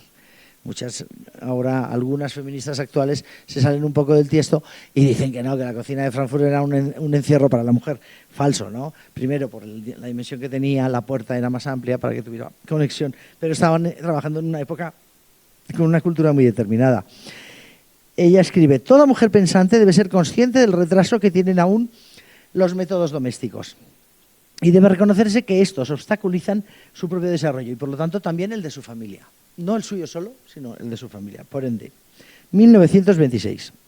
Y por último, contaros que este sistema, que funcionó estupendamente, ella lo cuenta y dice: el equipo de especialistas realizó todo lo que estuvo en su mano para obtener lo mejor a nivel funcional y formal dentro de lo que era posible teórica y económicamente en la Alemania de la segunda mitad de los años 20. Una vez más formaba parte de una comunidad, la proscrita, en esa época Comunidad de Arquitectos Modernos, que defendían determinados principios e ideas arquitectónicas y luchaban por ellos con compromiso. Toda la élite de la arquitectura que había reunido Ernst May tuvo primero que hacer entender sus ideas a la población. Tuvieron un trabajo de marketing también y de hacerles comprender a otros cómo podían vivir aquí, porque había que enseñarles. Se hicieron películas magníficas, no las he traído, pero son magníficas. A ver, sigo. Llevada a cabo por Ernst May hasta los arquitectos que comenzaban desde el primer anteproyecto, pasando por los proyectos básicos y de ejecución, detalles de obra y presupuestos, contratación, construcción, hasta la vivienda finalizada. Incluso más allá, llegando a asesorar a los habitantes sobre el mobiliario y la utilización de lo distribuido, fundamentalmente a mujeres. Estaban muy relacionadas con las asociaciones de mujeres. Todo estaba en manos del arquitecto que proyectaba y funcionó estupendamente. Un caso muy extraño en una administración del Estado. Se puede hacer, lo que pasa es que hay que poner voluntad un poco desde todos los lados, ¿no? Y ella, después de esto, se fueron a la URSS, estuvieron ahí un tiempo, también cuando ya decidieron que los extranjeros tampoco les interesaban, huyeron y se fue a Estambul, China, ha trabajado en todos los países de ámbito comunista, estuvo en todos ellos. Bueno, pues aquí os dejo con sí que quiero terminar diciéndoos que realmente esto que ciertas mujeres hicieron en el pasado, o lo lograron, no es mostrarlo, no es simple nostalgia retrógrada, ni radical feminismo reivindicativo, sino entiendo yo que es una verdadera necesidad mía, ¿no?, histórica, de búsqueda de otros modelos que sirvan para otorgar mayor dignidad a cualquier ser humano. Muchísimas gracias.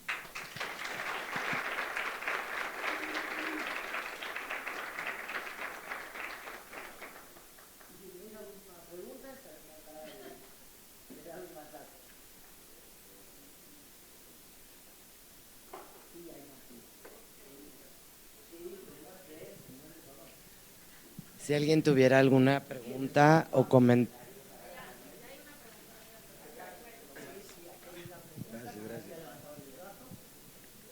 Bueno. Sí. Muchas gracias, doctora. Y quería hablar un poco sobre cómo a lo largo de mi formación me he dado cuenta de cómo si es sencillo que se narre la arquitectura poniendo en primer plano como a lo heroico, lo monumental, y como arquitecto estrella, ¿no? Y se deja a un lado lo cotidiano, lo doméstico y lo habitual, que pues muchas veces estamos más relacionados con eso. Y pues bueno, ya partiendo de esta como posición, me gustaría saber usted cómo cree que en el día de hoy se siga o no relacionando ciertas escalas y programas a lo femenino, lo masculino, y si es así, cómo en la enseñanza y estudio de podríamos, o sea, en dónde se encuentra el problema en el que lo relacionamos de esta forma, si en el estudio y la interpretación de estos autores o en los autores mismos. Me parece una pregunta súper interesante. Es verdad que lo femenino ha estado relacionado con el interior, como decía antes, por tradición, ¿no? Entonces parece que ese es como nuestro territorio natural de ir a trabajar ahí, ¿no? Pero cuando dan el salto estas mujeres y se ve que había prejuicios enormes, se pensaba que la mujer no tenía capacidad para la matemática.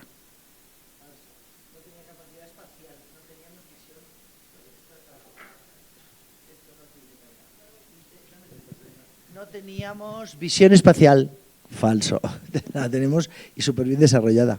Y si no, que se lo digan a todas estas chicas, ¿no? Entonces, el lugar donde nos habían colocado, pues ya se rompe en pedacitos. Lo que pasa que a mí me parece que hay cosas de ese mundo del interior, o de ese mundo de trabajar con menos medios, o de ese mundo de arquitecturas más domésticas, más pensando en las personas que en la imagen. Creo que ahí todavía esa enseñanza que tenemos nosotras podemos añadirla a las enseñanzas globales de la arquitectura. A mí en muchos años, porque esto es desde cuando yo era pequeña, de cuando tenía 30 y tantos años, y ahora ya tengo muchos más, 65 lo digo para que lo sepáis, ese tema, que entonces a mí lo que me interesaba era descubrir a las mujeres que había en la historia, y que me he puesto a rascar y las he ido descubriendo, pero ahora me interesa mucho más el bagaje que nos pueden dar, ¿no? Por ejemplo, Latinoamérica nos ha enseñado a los europeos que se pueden hacer grandes y buenísimas y maravillosas arquitecturas con presupuestos muy reducidos. Y eso yo creo que las mujeres lo trabajan muy bien. En época de crisis la mujer tiene muchísimo más recursos que, no sé por qué, no sé si porque nos dedicábamos a lo ICOS, o sea, a la casa, a la economía, o porque, tampoco he entrado en detalle, pero sé que es algo que hacemos habitualmente. El trabajo horizontal, ¿no? Menos jerárquico, nos es muy, muy propio. Os lo explicaba antes, la tienda la hacíamos en colaboración, porque nuestro brazo era menos fuerte que el vuestro, ¿no? A vosotros tirabais el arco más lejos y nosotros, en cambio, podíamos hacer tiendas de campaña y las pieles y los dientes y hacíamos de todo, ¿no?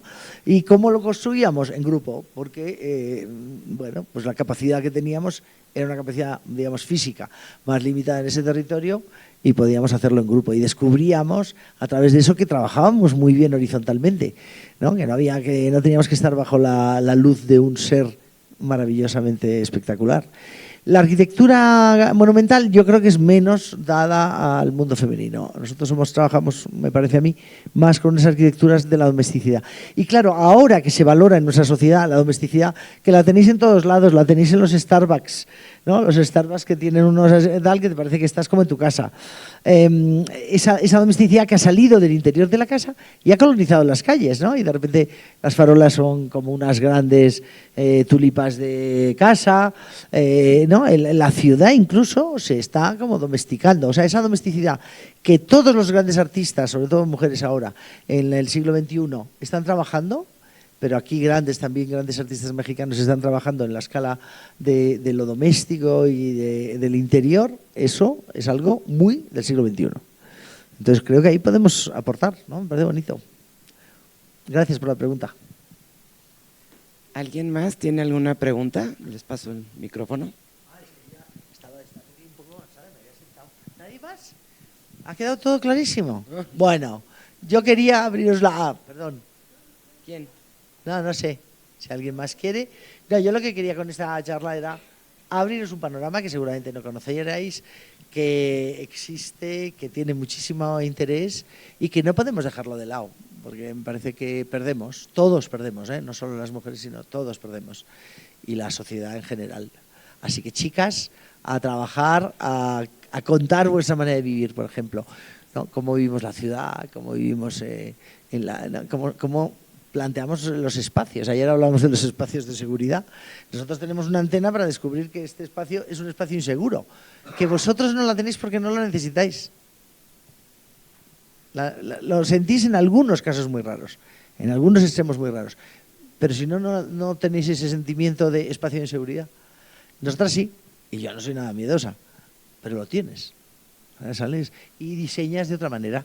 Entonces es sumar, lo que yo planteo aquí es sumar a través de perspectivas diferentes. Muchísimas gracias. Ya no me enredo más.